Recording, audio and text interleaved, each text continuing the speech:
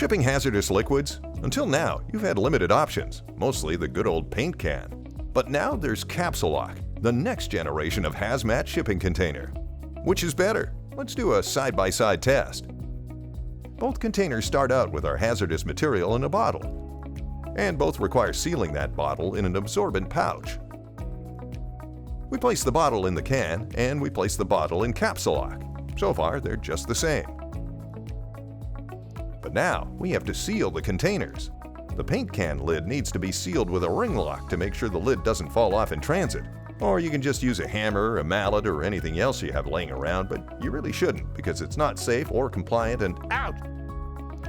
But with Capsuloc, you just screw the cap closed and it locks tight. Voila!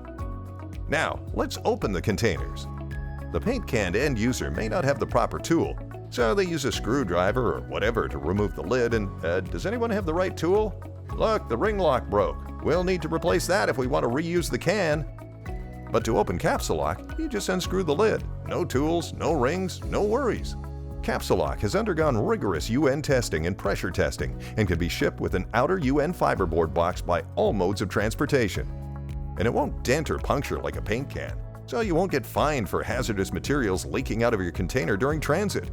So Capsuloc is safer than the old paint can shipper, not to mention more convenient, easier, leak-proof, completely recyclable, made in the USA, and usable over and over again.